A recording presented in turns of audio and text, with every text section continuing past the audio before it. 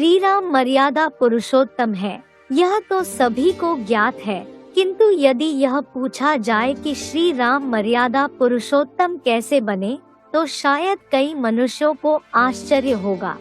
जिस प्रकार दुनिया के हर सफल व्यक्ति के पीछे कोई न कोई जरूर होता है, उसी प्रकार सभी मनुष्यात्माओं में सर्वोत्तम श्री राम को भी किसी न किसी ने जरूर ऐसा बनाया होगा।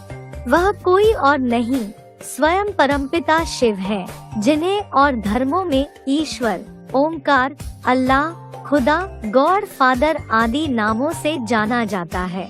वह निराकार परमपिता शिव कलियुगांत में गीता के अध्याय 11 के 54वें श्लोक प्रवेष्टुमनुसार किसी साकार मनुष्य तन में प्रवेश करते हैं, जिसके लिए गीता में कहा है, त्वमादिदेव पुरुषा पुराणा, अर्थात प्रथम आदि पुरुष है, जिनका हर धर्म में आदम, एडम, आदिनाथ के रूप में गायन है।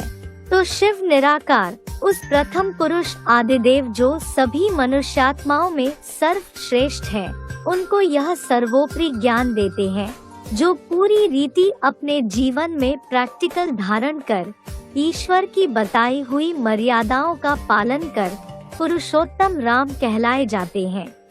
रामायण में बताते हैं, रावण ने मनुष्यों की सेना ली और राम ने बंदरों की, तो क्या सचमुच श्री राम को मनुष्य नहीं मिले जो बंदरों की सेना लेनी पड़ी हो? वास्तव में वह कोई जानवर बंदरों की बात नहीं है।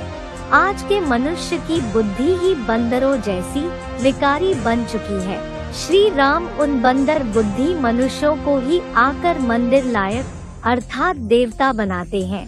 वही राम साकार राम राज्य की स्थापना करते हैं, जिस राम राज्य का गायन है कि जहाँ दैहिक दैविक भौतिक तापा, राम राज्य काहू नहीं व्यापा, अर्थात न देह का दुख होता है, न भाग्य का दुर्भाग्य होता है।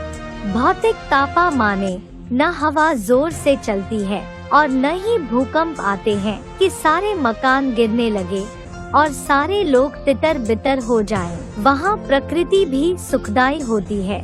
राम राज्य में तो शेर बकरी भी एक घाट पानी पीते हैं। ऐसा पवित्र वातावरण रहता है कि हिंसक शेर भी हिंसा नहीं करते।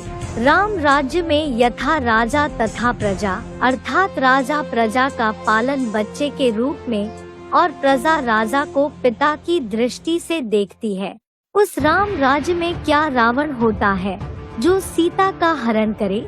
वास्तव में हम मनुष्यात्माओं रूपी सीताएं द्वापर युग से देह अभिमान में आने के कारण 5 विकारों रूपी रावण की शोक वाटिका में कैद हो गई, जिन्हें छुड़ाने के लिए सुप्रीम सोल शिव राम के साकार तन में प्रवेश कर अपनी इंद्रियों पर जीतने की कला अर्थात सहज राजयोग सिखाते हैं और ईश्वरीय मर्यादाओं की लक्ष्मण रेखा भी बताते, जिसके भीतर रहने पर हम विकारों रूपी रावण से बचे रहते हैं।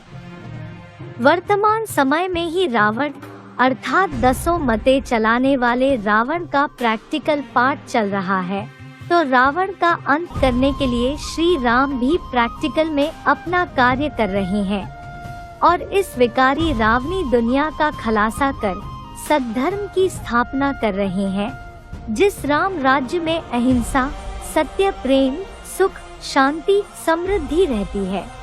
राम राज्य का गायन त्रेता का है। जब सतयुग में 8 जन्म पूरे होते हैं, तो 9वां जन्म त्रेता में राम का होता है। उसकी यादगार में ही राम नवमी मनाई जाती है। अब हमें साकार रूप में आए राम को पहचान कर उनके द्वारा सिखाए जा रहे ईश्वरीय ज्ञान और सहज राजयोग द्वारा अपने जीवन को सफल बनाने का प्रयास करना चाहिए।